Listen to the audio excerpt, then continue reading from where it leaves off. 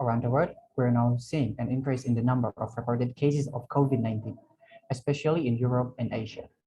We should consider this is an uneven pandemic. Every country has different ways to solve this pandemic. There are some countries experiencing an increase, and there are countries who can control widespread transmission of COVID-19. This pandemic is seen for the first time in China. The original source of viral transmission to humans remains. I invite the representative of United States to participate in this meeting. It has been decided. Present and voting. I invite the representative of Japan to participate in this meeting. It has been decided. I invite the representative of Indonesia to participate in this meeting. It has been decided. Present and voting. I invite the representative of Italy to participate in this meeting. It Present has been and decided. voting. I invite the representative of Malaysia to participate in this meeting. It has been decided. Present and voting. I invite the representative of Uzbekistan to participate in this meeting. It has been decided. I would like to welcome His Excellency the Secretary General, Mr. Secretary, and would like to give him the floor. You have the floor. Thank you for the opportunities. COVID-19 cases in the world are still unstable. Many countries can handle it well, and many are still experiencing an increase in COVID-19 cases. Globally, on November 30, 2020, there have been more than 200 people confirmed cases of COVID-19, including 5 million deaths reported to WHO. As of November 28, 2021, more than 7 billion vaccine doses have been administered. At the end of 2021, it was reported that the American continent had the most confirmed cases of COVID-19, which touched more than 96 million cases. Other the Americas and Europe with the second highest number of cases, followed by Southeast Asia with more than 44 million cases. Different countries have their own ways to prevent the spread of COVID-19. It's hoped that each country can adapt the treatments from other countries which have proven to be effective. That's the current situation of COVID-19 in the world. Thank you, the Secretary General. And I would like to give the floor to the representative of United States. United States, Thank you, President. please.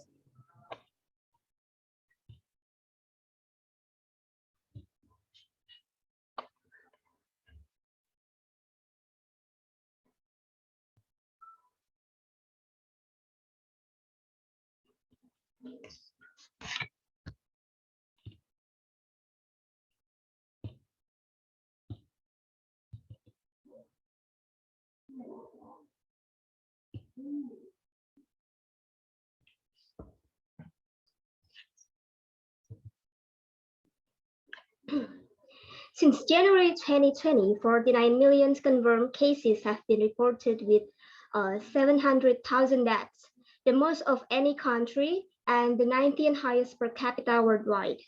COVID-19 is the deadliest pandemic in the US history. It was the third leading cause of death in the US in 2020, behind heart disease and cancer.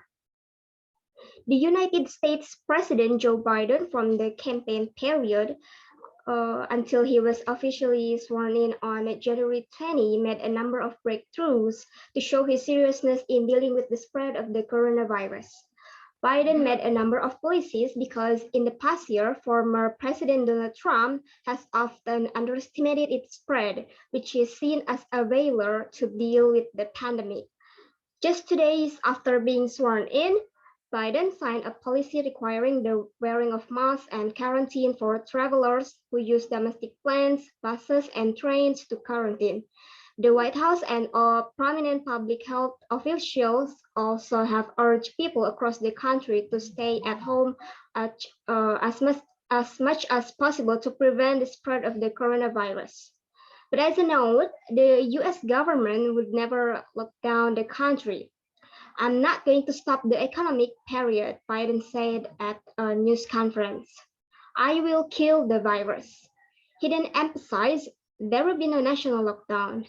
And earlier, Biden gave a similar answer to a hypothetical question about a national lockdown, saying he would follow the advice of medical experts.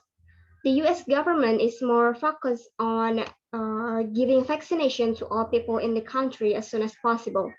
It's already 70% of the population who have been vaccinated.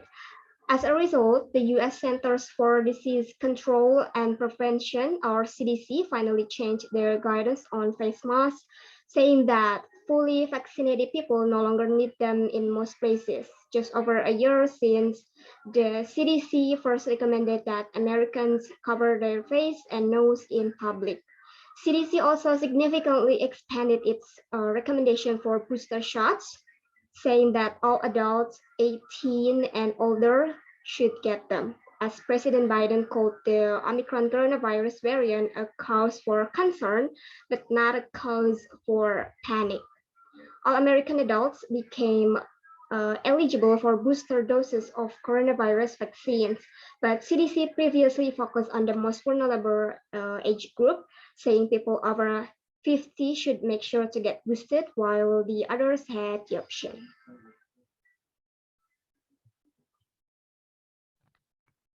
Thank you, the delegate of United States. And for the next country who wants to represent the true situation in their country, please raise your placard. Delegate of Indonesia, please. Thank you, Mr. President.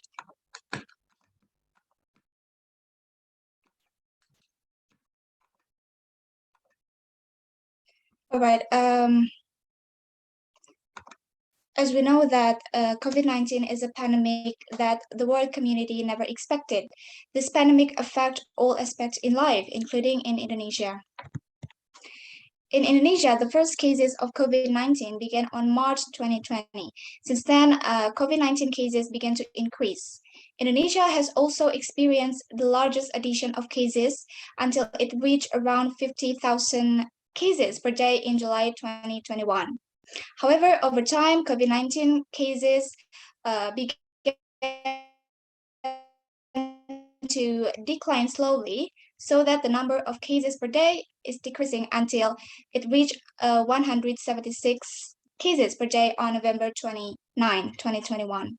It can also be seen that the total COVID-19 cases is around 4.2 million cases, with a death rate around 140,000 cases. To prevent the spread of COVID-19, Indonesian government has issued several policies. The first is social or physical distancing, which is the first step where President of Indonesia announced people to study, work, and worship at home, maintain a distance of 1 meter from other people, and reduce crowd. And then Indonesian government also implemented limiting community activities. In this case, Indonesian government didn't carry out the national lockdown, but in the forms of restrictions on community activities for areas that have high COVID-19 cases. Example of these policies are PSBB, or large-scale social restrictions, transitional PSBB, PPKM, or enforcement of community activity restrictions, Java Bali, micro PPKM, emergency PPKM, and PPKM levels 1 to 4. Quarantine policy is also applied for Indonesian citizens and foreigners who come to Indonesia.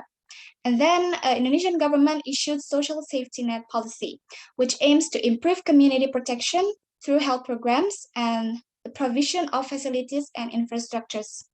Vaccination is also given to Indonesian people. The first vaccination began on January 13, 2021, and then was gradually given to Indonesian people in various regions. That's all from Indonesia. Thank you. Thank you, delegate from Indonesia. And for the next country wants to represent the situation, please raise the flag card. Delegate of Japan, please.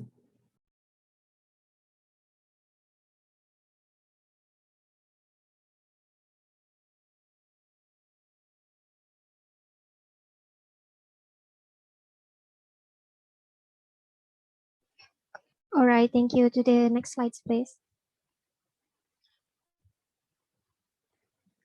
Japan has recorded more than 1.7 million cases of COVID-19 and more than 18,000 deaths.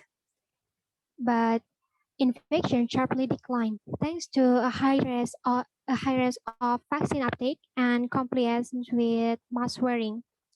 Currently, Japan only recording about 300 cases in a day. In October 1st, the country dropped its state of emergency for the first time in 6 months, and the authorities of easing restrictions, such as the ban of selling alcohol in Tokyo restaurants and bars. But fear cases will rise again. Some experts in Japan are concerned the relaxation of restriction on hospitality venues will inevitably lead to another spike in cases. We, delegated of Japan, informed that Japan has been confirmed its first case of the new variant, Omicron variant of the coronavirus. The scientists race to determine how transmissible it is and whether it can evade immunity from vaccine or previous infection.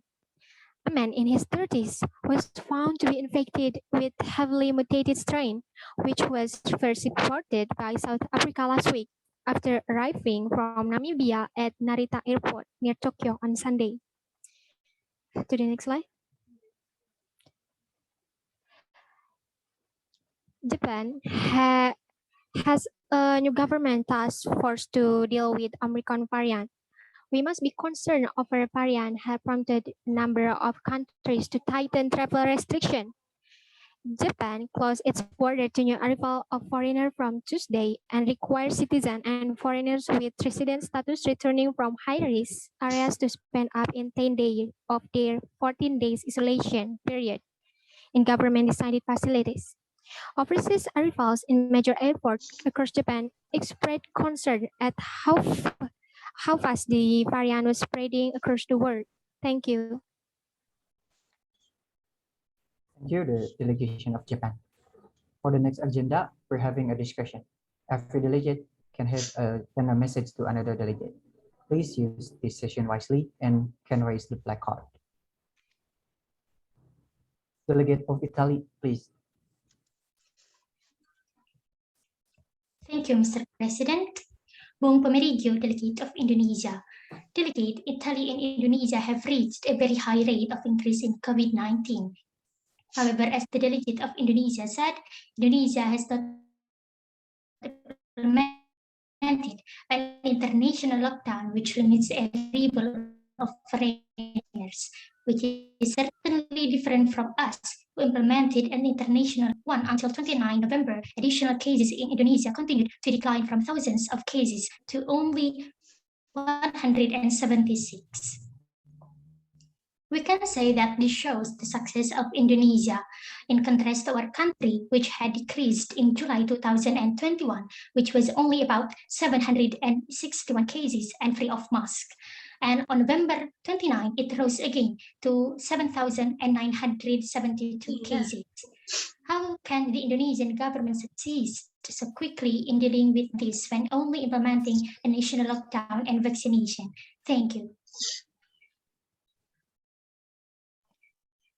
Thank you, Delegate of Italy, for asking. Delegate, the gradual decline of COVID-19 cases in Indonesia was due to several factors. The first is most of Indonesian people already has immunity because around 30% of them have been infected with this virus in early pandemic. And the next is the success of long-standing partial lockdown policy and widespread vaccination coverage. And lastly, this decline is also inseparable from community compliance, which most people in Indonesia quiet obey health protocols, and obey government policies. Thank you.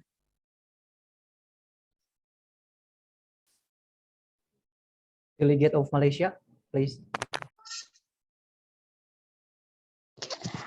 Thank you to give me the floor to ask question.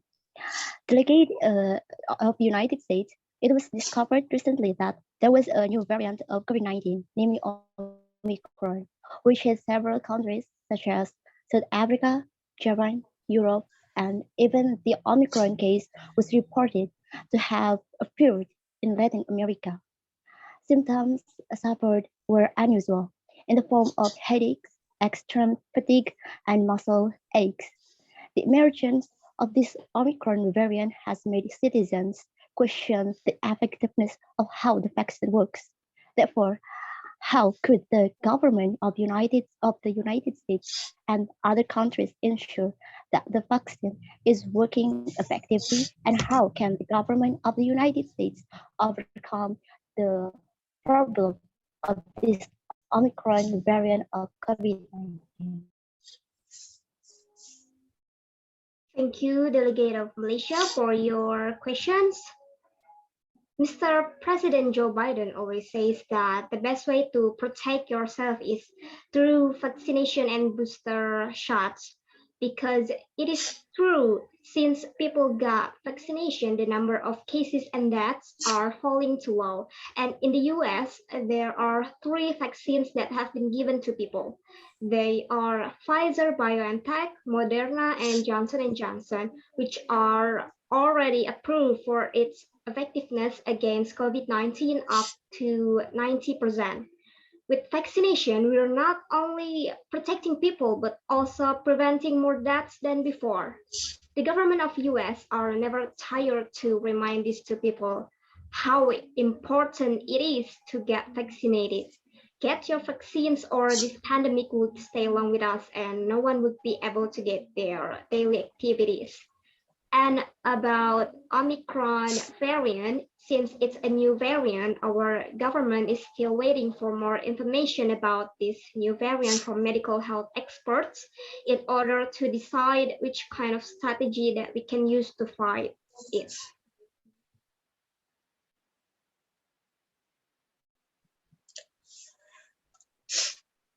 Delegate of India, please. Thank you, Mr. President. Delegate, the Delta variant is one of the most dangerous variants of COVID-19. And this variant was first discovered in India. The Delta variant is riskier for people who have not been vaccinated.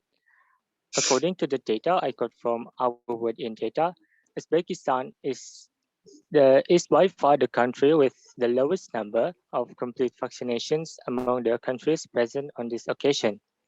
This means that Uzbekistan is quite vulnerable to this Delta variant, considering that there are still many citizens who have not received complete vaccinations.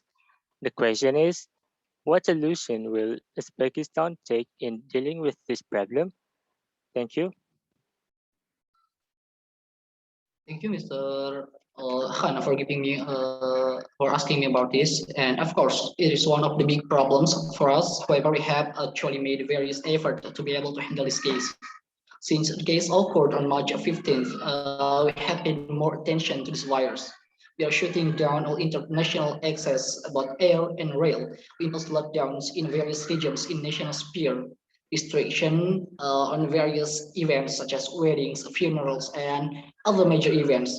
After several months of declining cases, the government began to open restrictions periodically. Restaurants, cafes, and public transportations begin to operate again. But it turns out that the situation even makes the case of COVID-19 increase sharply, and even reaching 500 people per day. In addition, the government also provided $1 million in to deal with the impact of this pandemic. Vaccination, as we have mentioned before, is one of the efforts made by the government in suppressing positive number of COVID-19. There are currently 5.88 million people who have done the full vaccine, and 6 million people have just done the first vaccine. We ourselves use the NZV vaccine from China and AstraZeneca. The two vaccines are clinically tested and widely used in various countries in the world.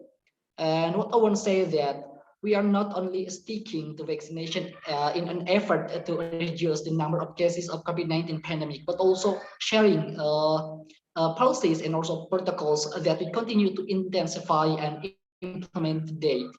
And for vaccination itself is fairly slow, but it will continue to be done. Thank you. Here, from the presentation and discussion, we can acquire that the lockdown is a key to control the spread of this pandemic. And as a United Nations, we should be together. For the next agenda, we're going to have a vote about lockdown. Is lockdown is important? That all the countries have to be doing the lockdown? Please use your vote. For the country, agree lockdown is important. Please raise your placard. Five. Five countries agree lockdown is important. And please lower your placard. And for the next country who didn't agree lockdown is important, please raise your placard.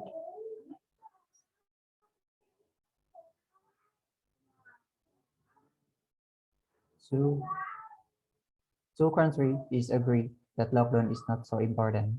So thank you.